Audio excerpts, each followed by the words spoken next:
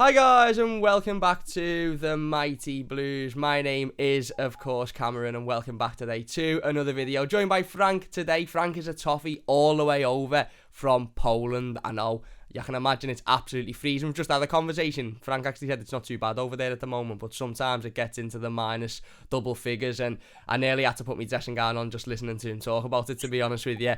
But Frank is a toffee over from Poland, and we're here to talk about his TPC communication campaign today and what, you know, we're trying to get out of it in communication with the club. We all know that there's been issues with the club over the years of just simply not talking to us as fans. You know, we've heard, even in the last couple of months or so, the owner going to his friends in the media rather than coming out and actually communicating with us Evertonians, because that's all we really want. There's big issues at this football club, left, right and centre, but it all starts with the club coming out and talking to us as a fan base and actually treating us like fans rather than just customers who plough money in, which I suppose we are, because that's what football is at the moment. But Everton, you know, as a club, over the years has prided itself on being the people's club and the you know, the relationship they have with fans, and it's important that that relationship doesn't disappear, because it's sort of on a downward spiral at the moment. But before we get into all of that, Frank, how are you doing? How's life over in Poland, and just how's things in general? The world's a bit up in the air again at the minute. It was up in the air, it went back to sort of normality, and now it's back up in the air. So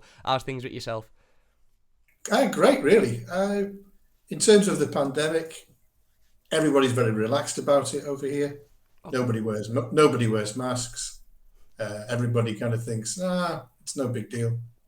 And I'm not really affected by it, because my job is I teach online. Yeah. So I work from my own flat. So I never have to go out anyway. So except to take my wonderful dog out with me, Ozzy. Happy days. What dog is it? What type of dog? He's an English Cocker Spaniel. Oh, nice, lovely. Yeah, I love dogs. nice. I love Yeah, dogs. he's a cracking dog. Oh, brilliant. And he's an Evertonian, of course. Of course, mate, of course. It'd be rude if he wasn't. I know. Oh, that's good news then, as long as it's not affecting you too much. No. Over here, it's back up in the air again, and I don't want to get into the politics side of it, because I'm going on a rant. But before we get into talking about, you know, what we're here to talk about and what the idea of the video is, obviously you're a Blue, and obviously you're originally from Bootle, from personal conversations that we've had, moved over to Poland. So how did it all start for you as an Evertonian? Was it the typical sort of family route that a lot of Blues go down, or was there a different story to you? How did you find this wonderful and painful football club? Well, it was typical born as a Blue. My dad was a big Evertonian. He used to go, every home game for sure, from being a teenager. Yeah. In the 50s. Nice. And then he took me for my first game. I've checked it. It was the 19th of March, 1966. Nice. And it was the Goodison derby, and it was 0-0. And I didn't know at the time, but there was 62,000 in the ground. In Goodison? Yeah. Hell. And I all I remember is going to the game with my dad, and all these really big guys. Because I was like, Yeah. I was 5 years old. Yeah. So I was just afraid of everything at the time. But I could feel the excitement, but I didn't. Of course, because it was 0-0, I didn't see anything. Yeah. But that was my first game. And was it sort of a feeling of, were you gripped straight away, or because I've actually got a similar story. My first game, I had to leave halfway through because I was crying because of the noise and it was all too much. And it's ironic, really, because now when I'm at Goodison, I'm probably the one screaming and shouting, and there's probably kids looking at me going, I don't want to be here with that crazy fella. But was it sort of a grip straight away, or did it take a little bit of time? Well, to be honest, that game didn't really grip me. The first game I actually remember being excited about was a game against Sheffield United at Goodison. Okay. And I think it was 1-1 the score. I must have been about 8 by then. And my dad sat me on the wall. Like, they used to have a white wall. Yeah, I remember seeing the pictures, yeah. Yeah, he sat me on the wall. And I felt really special. Yeah? Amazing. And I was really close to the players. And that would have been, pretty much Kendall, Harvey and Ball, and Joe Royal and that side. Prime time. So did you get to watch the three, did you? Yeah, I did. I'm so jealous. And it was wonderful. It was wonderful to watch. And I also remember going to an away game at Ellen Road. Now, Ellen Road in those days, to get there, you had to go over the A59 over the Pennines Yeah. because they didn't have the M62 built then. So it was like a really long journey. And I went with my dad and his best mate, who happened to be a Red as it happens. And the three of us went. And unfortunately, we lost 3-2 No. against, but it was that great Leeds side. Yeah. But I would say the Sheffield United game was when I was gripped. Yeah. And from then on, it was like, that's it. But because of our family, my dad, my mum, my brother, my sister, my grandparents, blue was the only colour anyway. Yeah. So red just wasn't allowed in the house. Yeah. That's it. You don't get a choice. You as you said, you were born, not manufactured, and it's an amazing feeling when you're a kid, isn't it? When you get gripped and you think, this is the team I want to follow. This is the club I want to support for the rest of my life. You're sort of sitting there 25 years later when we lose to Brentford away from home on a Sunday afternoon, thinking, is it always going to be like this? But no, it's amazing, mate. As I said, go on, mate. There was one game I'll tell you about that really, really sort of reinforced it for me, that this is the team I'll follow for the rest of my life. It was 78, Coventry at home, Okay. 6-0. Dave Thomas supplying Bob Latchford all game long, and we battered them. We absolutely battered them. I was in the lower street end, and it was just, I was 17. That was really when I thought, this is it. Yeah, this is it. This is the way. Amazing, mate. No, you're right. It grips your Everton Football Club, and for the right reasons. And as you said, this is why I think the campaign is really, really important, that we're going to speak about in a second, is because, we've all been born, no matter where, when you were born, at different generations. I've got people who are on the channel that are in their 60s, 70s, that have watched some of the great years under Everton. I've got people on the channel who weren't even, sort of were born midway through the Moyes years, so they haven't even seen the good end of the Moyes years, really. And it's different generations, but we've all got that one thing in common, is that this is our football club, and this will be our football club until the moment we can't support football anymore, no matter what they put us through, no matter the goods, the bads. Even, I think, one of the most recent examples was the Arsenal game. Everybody was so down. We'll talk about, obviously communication in a second with the derby, and the owner coming out and talking to TalkSport, and everybody was just so unmotivated, and we went into that Arsenal game thinking we're not going to get anything out of this, and I know that resultant performance didn't fix all of the issues, but for 90 minutes, it just, personally for me, I don't know whether anybody agrees, but it just reminded me of what it was like to be an Evertonian, players fighting, getting behind the shirt, and you do forget everything else that's going on in life. You do forget all of the other problems. You do forget, what you've got at home, because for those 90 minutes, you're just there wishing, wanting your team to win and backing your team. And as I said, I think that's something that all generations of Evertonians have got in common. I don't think you'll find one Evertonian out there that hasn't seen a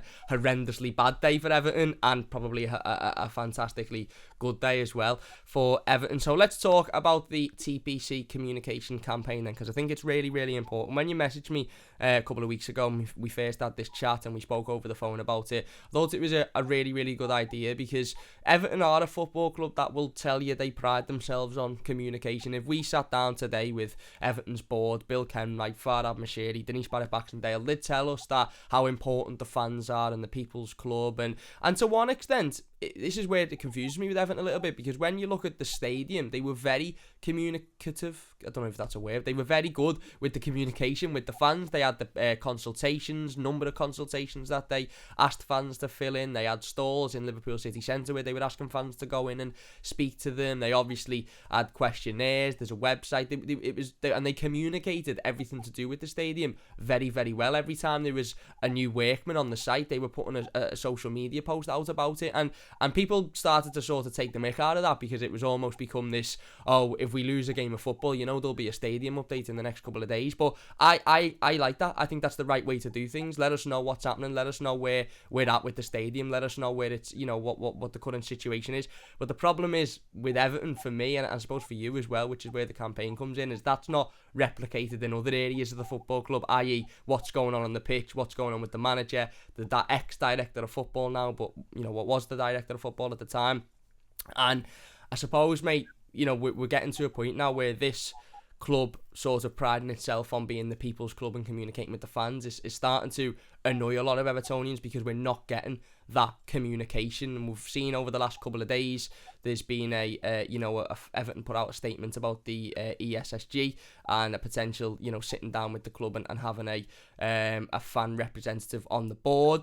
When I first read it, I was a bit confused. I thought, is this going to be a fan that just sits there and isn't allowed to speak or isn't allowed to make a decision? According to the club, they'll be able to make decisions, and they'll have as much, they'll be a member of the board effectively, so they'll have what everybody else has, which will be interesting if it goes ahead. But the communication element is important, isn't it, mate? Because I've felt personally over the last 5-10 years, and that's only in recent years, that the club have started to communicate less and less with us about really, really important things. And when you're logging onto social media and you're seeing, not even reports, you're seeing confirmed information in the local news or in the national media, and you're thinking, well, why isn't this coming from the football club? Why aren't we being told this? And is this where the TPC communication campaign sort of spun from for you? Was it just a case of having enough and needing more from having enough of the lack of communication and wanting to ensure the club get back to communicating with us frequently? Yes. Yeah. I mean, for me, if I had one little message for the club, it would be own it. Yeah. Own your responsibility. Be proud of representing Everton Football Club. Be proud of your role in representing the club. Yeah. If you're the chairman, be proud of being the chairman. Tell us about what that means to you and what you actually do. If you're the CEO, the same thing. If you're the majority shareholder, if you're the finance director, all of these people are very important to the club, and they should own their role. Yeah. And they should tell us what they're doing. The problem with communicating through the media, and it does seem as if information is just simply leaked to friendly media types. Yeah. And it does seem like that's the way it works. Well, that's not the way Everton Football Club should work. Yeah, absolutely. Who makes the big decisions? This is really all we want to know. Who makes the big decisions? Who hires managers of the football club? Who signs off on signing new players? Yeah. Who identifies them? That's what we want to know. We want to know who is responsible for what. It's a really simple question. Yeah. But the campaign is being run. This communication campaign is so that we get enough people involved in helping us to ask this question. If we ask the question first here today, and then hopefully it'll be in other media sources in the future, and we are committed. I live in Poland, but I've got a team of home and away diehard Blues who are taking part in this campaign. Now, to begin with, it'll be every home game, but we're going to try and extend it so that it's away games as well. But it's not aggressive. It's just, please talk to us. Tell us who makes all the big decisions. Just tell us. That's all we want to know. Because then if you do, when you make good decisions, then we know who's responsible. Yeah. So this is a positive thing. This isn't us having a go at you. Yeah? Yeah. It's got nothing to do with the current position in the league, nothing to do with the guy who's managing the club right now or the players on the pitch. It's bigger than that. It's EFC as a concept talking to us. Yeah, absolutely, mate. And I think you're absolutely spot on with it. And there's something you mentioned there that I want to pick up on, and the accountability and the responsibility of members of the board and just generally everybody employed by Everton Football Club, really. And this is something we see on the pitch of a week-by-week basis. Players not taking responsibility, not grabbing each other by the scruff of the neck and pushing each other on. Obviously, the Chelsea result was fantastic, but generally speaking, over the last 4 or 5 years, really, but certainly the last couple of months, the manager not taking responsibility for his decisions. But we can't just look at that and think, well, the players and the manager don't take responsibility, because that, in any business, I'm not Elon Musk, I'm not business, orientated, but even I know that it starts from the top and it trickles down to the bottom in a business, and it doesn't feel, well, it certainly, for me, it doesn't feel like the board are taking any responsibility for what's going on. When there's good things going on, it's great, as it is in any walk of life. When things are great, it's fantastic, here's this is happening, that's happening, this other is happening, but when it's not going right, people need to be accountable. You're spot on. I think you made a really good point there about not really understanding what certain people do. I couldn't sit here and tell you what Bill Kenwright does on a week-by-week basis. And I think that's why a lot of Evertonians are now getting to the point where they're saying Bill needs to leave the football club, because from what we understand, he doesn't really do anything other than just turn up and as a glorified fan who's getting paid by the football club, and that's not what we want at the club. But Bill Kenwright, for all we know, might have a ridiculously busy schedule day by day and might work 5-6 days a week on Everton, but we don't know that. So come out and give us some sort of communication about who is responsible for what people are doing what. Denise Barrett-Baxendale might well just be responsible for the stadium, and she might come out and say, well, listen, my task by the owner was sort the stadium out. Look at how brilliant the stadium's going. And I'd go, do you know what, Denise? Fair play, because the stadium, I've got no problem with it. But people, because we don't know that, the assumption is that she's got some part to play in the communication or the football on the pitch, and that's why there's a lot of blame being posted on it. Marcel Brands obviously has left the football club now, so is irrelevant to this conversation. However, again, we were seeing reports when Marcel Brands left, literally the day Marcel Brands left, that certain signings that were made under his tenure weren't actually his signings. They were signings made by the owner, and they were actually signings that Marcel Brands sort of, suggested the owner didn't make, and managerial decisions weren't actually Marcel Brands' decisions either. And these things just baffle me, as you've got a director of football in charge and you don't let him do his job. And personally, I think the owner's got a little bit of, it's my football club, I'll make the decision in him. And it is his football club, and he makes, he brings the money in, and he's the owner ultimately at the end of the day. If I was Farhad Moshiri, I'd maybe take a step back and think, I don't really understand football, and the way I'm going to make as much money as I can is putting people in charge that do understand football and letting them do their job. But that's a conversation for a different topic. The communication side of it is spot on, mate. The other day, when we lost to Liverpool 4-1 in the Premier League, and I think every Evertonian was very much sort of just sick of it at that point. A lot of Blues come to the conclusion that maybe Rafa Benitez isn't the right man for the job for one reason or another, and we were sort of just sitting around waiting, really. What are the club going to do? What's the next step? Are they just going to ignore this, not take a responsibility and act like it's not happened? Are they going to come out and say, listen, this is what we're going to do? And in a way, Farhad Moshiri did come out and say, no, we're going to back the manager. We believe that injuries are a problem, financial stuff are a problem, this, that and the other. But why is he doing it through a text message to Jim White on TalkSport? What has Jim White got to do with Everton Football Club?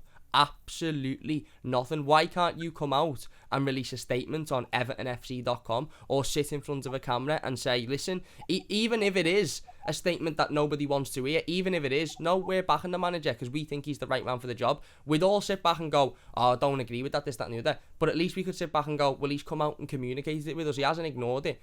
But I think Farhad Moshiri thinks he's doing well by coming out and saying one of his mates in the media for him to tell everyone else.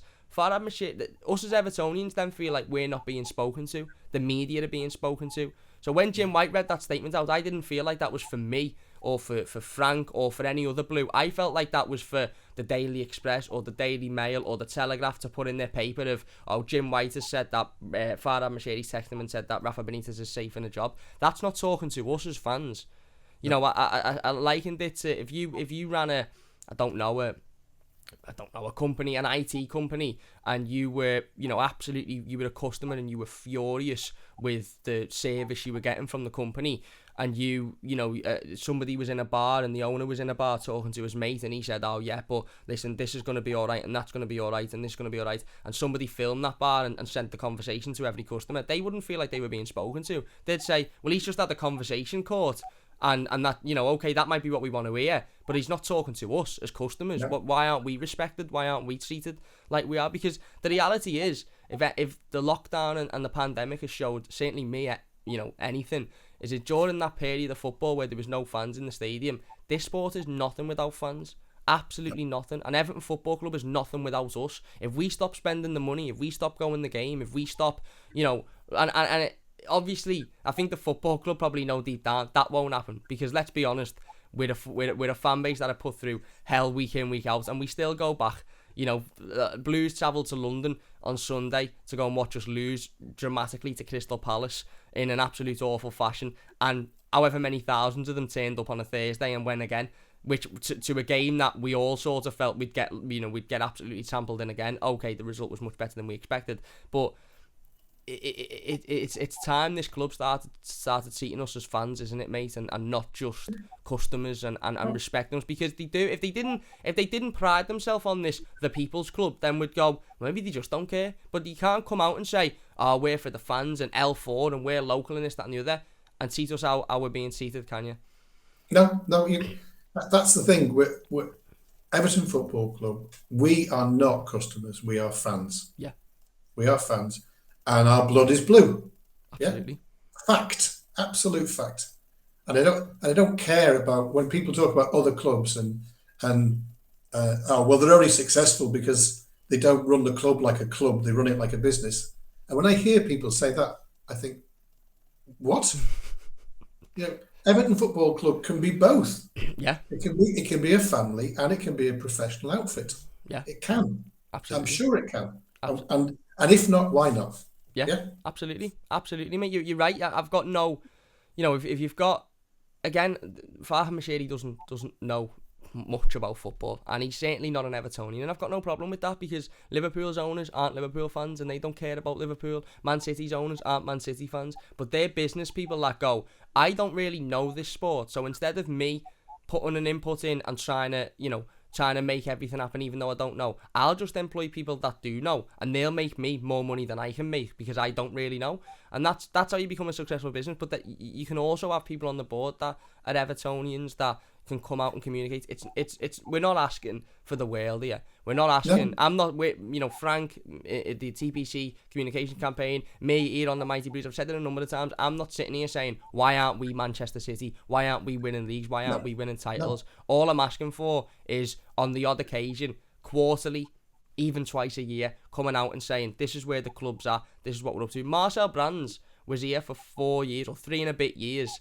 And the only bit of communication he had with the fans was saying to a fan 2 days before he left the club, is this all on the players? Those 5 words were the only 5 words he ever spoke to us as a fan base. He didn't sit down any summer and say, this is what we're doing, this is our plan, this is what we're doing. You've seen the Aston Villa chairman, or director of football, I can't remember his name, sorry, it escapes me. But when they sold Jack Grealish, he made the point of doing a 15-minute video saying, this is what the situation was with Jack. He said last season, if we get a certain bid from a certain team, can he go? We agreed. He's gone. We've replaced him with X, Y, and Z. This is the way the football club are going to move forward. And even if Villa fans didn't like it or agree with it, they sat down, watched that video, and went, you know what? That's fair enough. They've come out, they've explained the situation. They've told us the direction in which we're coming from. The lack of communication for me, mate, don't know if you'd agree, but it leads Evertonians into believing that there isn't a plan, that they don't actually know what they're doing, that they're not actually sure what's going on. Because if they were, then why not just come out and communicate it? Are they worried about what the reaction will be? Well, that's another thing that we would like, the campaign group would like to know, is what's the long-term plan for Everton Football Club? Yeah, absolutely. So on the pitch, we know about the stadium. That's great. No problem with that. Yeah, wonderful. World-class stadium. We need a class team on the pitch as well. Absolutely.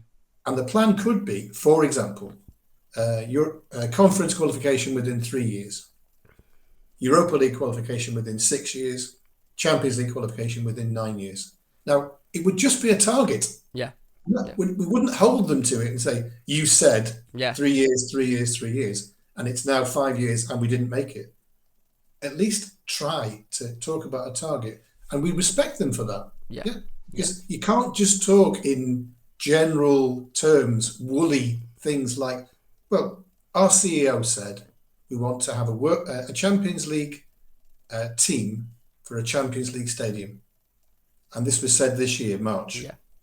Great, wonderful, nice. How? Yeah, absolutely. Yeah, absolutely. Now, like you said before, I don't expect us to be a top 4 team anytime soon.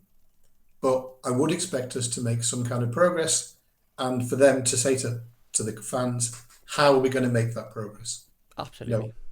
12th last year. What's the target for this year? Is it 11th? Okay. What's next year? Yeah. And so on and so on. And just incremental improvement. Yeah. We don't We don't expect the world. We really don't. Just some kind of forward movement. Yeah. That's all. That's all we want. But the communication campaign is to get them to tell us who's responsible for what and what's the plan. Yeah, I That's I think you're spot on, mate. You're spot on. I read and it was unrelated to Everton, but I read a quote not so long ago. It said something along the lines of, I'll probably butcher this, and someone will get it right in the comments, but something along the lines of a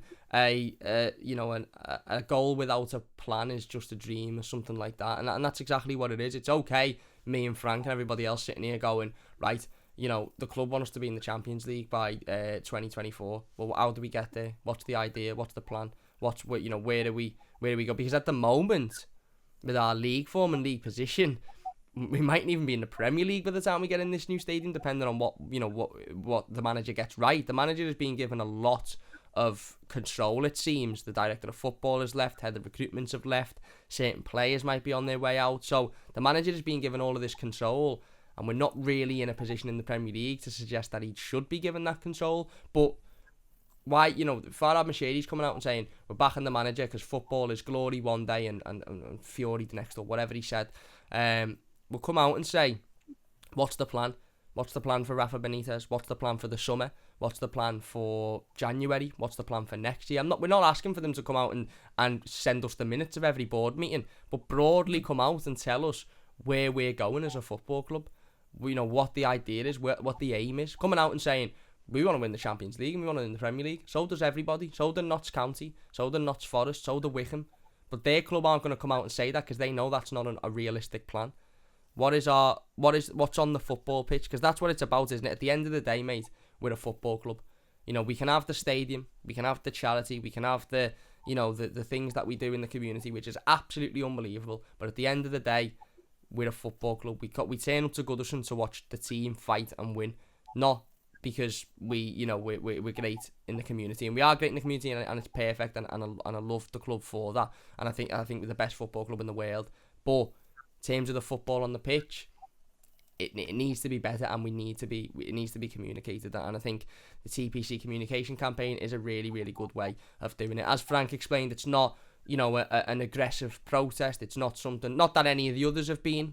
People will agree with the 27 campaign, people will disagree with it, people will agree with having a fan representative on the board, and people will disagree with that, and I respect all of those things. I think the 27 campaign is brilliant that they formed that and that they managed to get people behind it, and I think we all have to respect the way in which people decide to camp, because the 27 campaign isn't an aggressive protest either. It's just people leaving the game or standing up and doing a certain chant. It's not aggressive. It's not trying to aggravate things. We all want the same thing, effectively. Yeah. The club to listen and the club to communicate, and ultimately the ultimate goal is Everton to be brilliant on the pitch. That's what we all want.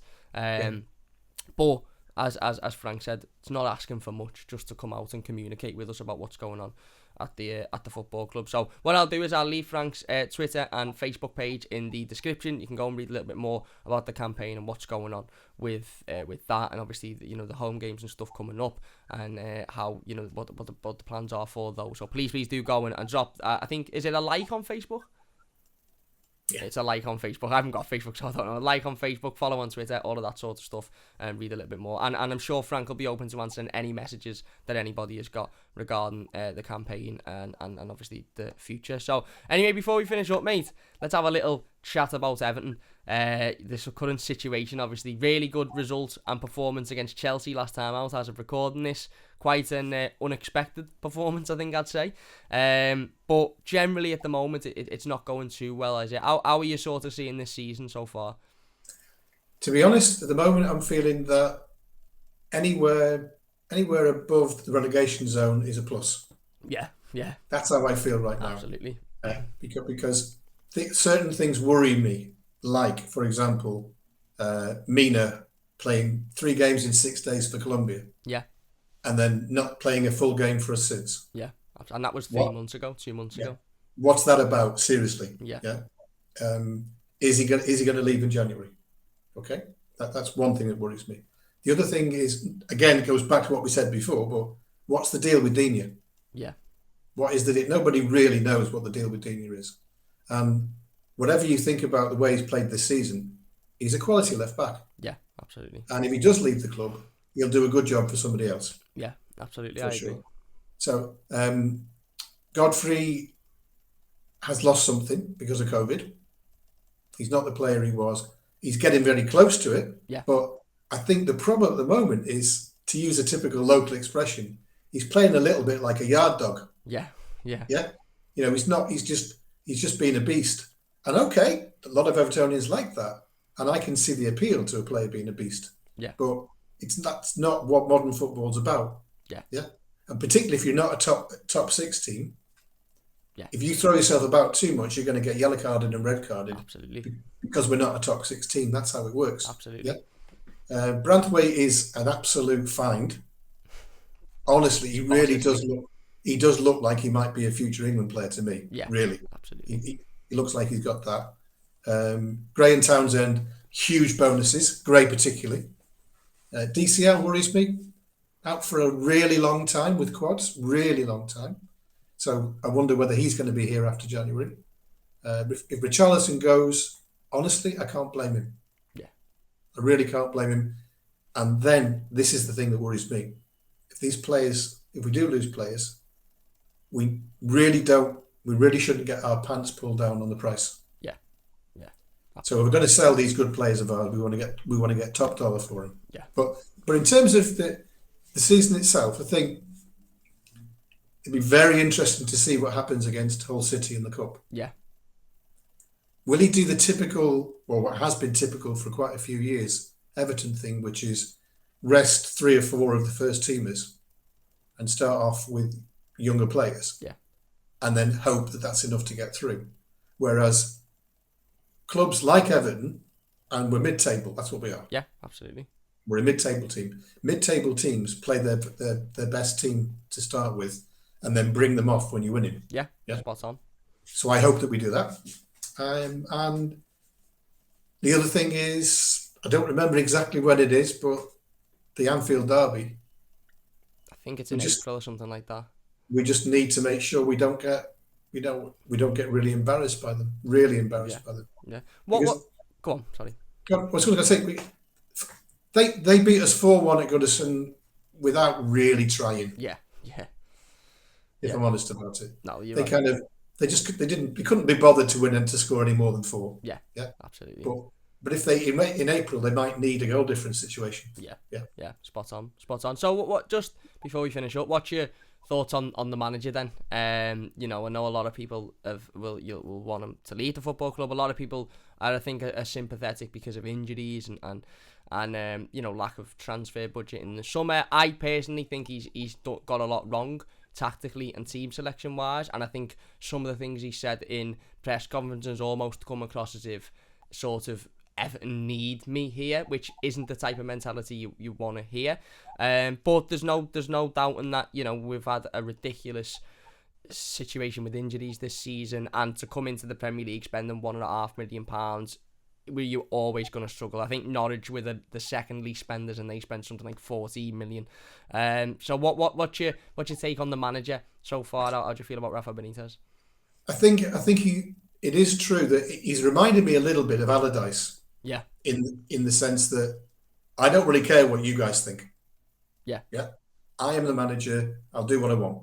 So he reminds me of Allardyce in that respect. He seems to have a really interesting, shall we say, approach to tactics. Yeah. Yeah. And selection that most people who know the club would question and say, seriously? Yeah. And the Chelsea game proved it. Sims and Dobbin and Branthwaite weren't getting any game time. And nobody knew why, but the suggestion was they weren't good enough. Yeah. Well, they were. Yeah, absolutely. Well, they were good enough. So I think I'll mention one name that I know a lot of Evertonians won't like me to mention, but Big Dunk has been on the first team coaching staff since 2014. Now, when he took over for 4 games, fantastic. But why isn't he speaking to Benitez? Duncan knows more about the players and the club than Benitez will ever know. Yeah. Seriously. And he could just say to Benitez, I can't call him Rafa. He's Benitez to me. Yeah. Yeah. speak to him and say, look, what about this player? What about trying this? Yeah. It doesn't seem as if Duncan's getting his voice across. But I do think, and Benitez is lucky, we can't sack a manager after 17 games. Especially when you look at how many managers we have sacked since Moyes left. Yeah. So he has got to stay. But in a perfect world, I'd like to replace him with somebody that is a little bit less stubborn. Yeah, no, I agree. He seems to be super, super stubborn. Like, come on, Rondon. How did Rondon get so many minutes on the pitch? Yeah, I don't know. Especially when he's coming out saying Sims isn't good enough, and then he turns up the other day, and you sort of think, well, hang on. Dobbin worried Thiago more than Sims or Rondon. Yeah, absolutely.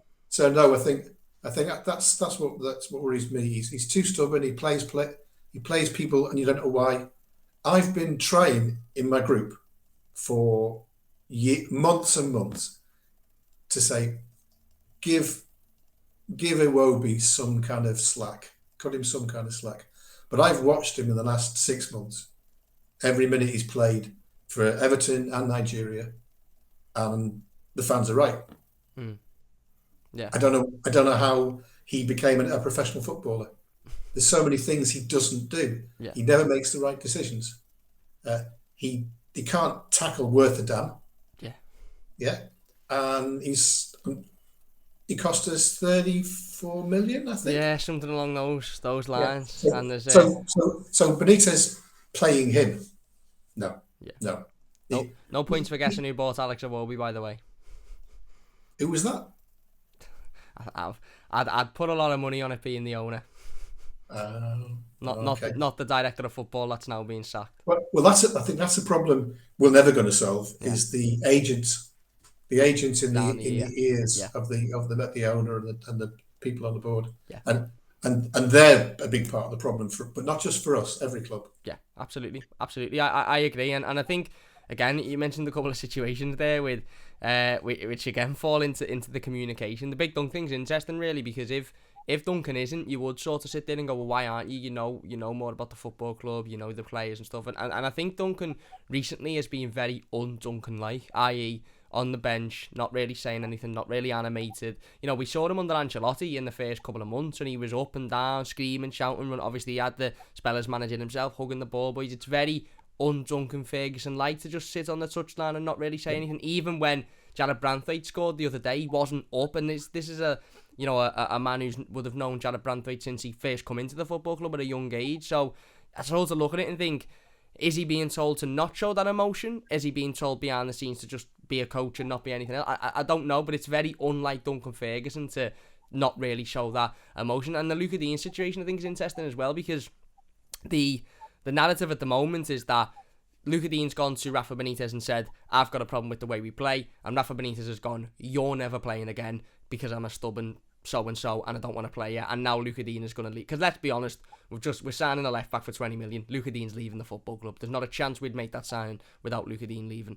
And that might well be the case. But that's the narrative that we see on social media.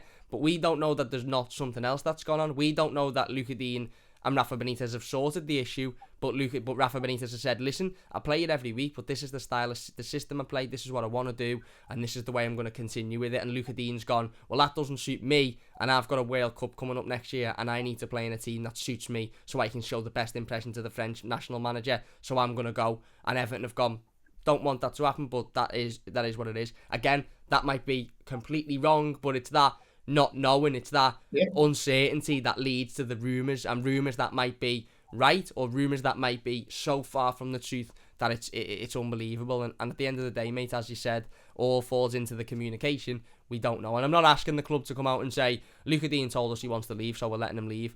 But it just, and there will be situations within Everton and a lot of other football clubs where you don't know anything about situations, and you are left to make your own mind up and see where what's going on and try and find that explanation. But again, we don't truly know, do we? We don't truly know what's going on behind the scenes with Luca Dean. We don't truly know what's going on behind the scenes with with Duncan Ferguson. What we do know is that Rafa Benitez will stay in a job for a lot longer than what he is now, rightly or wrongly. On some Evertonians, I don't think he's going anywhere, because I think the owner is putting absolute trust and belief in him. And all as we can hope, I suppose, Frank, as Evertonians, is that it goes well, because at the moment we are dangerously close to a relegation battle, and let's just hope we get out of there quickly, because it's not a nice place to be. Anyway, look, I think we'll wrap it up there then. Massive thank you for joining us, mate. Really do appreciate it. As I said, if you want to check out more about the TPC communication campaign, go and follow Frank on Twitter. Check out the Facebook page. Go and read a little bit more up on that as well. I think it's a really, really good idea. And at the end of the day, look, as we said before, we all want the same for Everton Football Club. We all want the best. We all want us winning trophies. We all want us challenging for league titles. But first and foremost, we want the club to communicate with us and treat us like fans. And if we are the people's club, then show us it. Come out and treat us as the people, and not just as customers that throw in a lot of money every year. But yeah, big thanks for joining us and watching today. If you have enjoyed it, please hit that like button. Don't forget to leave your thoughts in the comments. Let us know what you think about the video. Frank, massive thanks for joining us, mate. Anything else to say before we finish up? No, just let's hope we get a result at Burnley. Yeah, let's hope so. Obviously, Merry Christmas to all the Blues around the world. That's it, absolutely, mate. I nearly forgot that myself. Yeah, I finished work now, so the dates have gone up in the air. But yeah, it is close to Christmas, so I hope everybody has a fantastic Christmas and New Year. And listen, Frank, spot on. The result against Chelsea means an awful lot more if we go out and replicate it, or get a result against Burnley. If we go out and lose to Burnley, then the Chelsea game very much feels like the Arsenal game, which is one step forward and 35 steps back. So got to go and replicate it on Boxing Day. But obviously, before Boxing Day, not replicate the result, because we're going to go and win on Boxing Day, but you know what I mean, take that confidence in. But before Boxing Day, it's Christmas, so have a fantastic Christmas. Big thanks to Frank for joining us once again. Really do appreciate it. And yeah, if you've enjoyed it, leave a like, subscribe if you're new. Don't forget to check out the comment section and leave us your comments in there. Big thanks for watching, and we'll see you soon. Okay.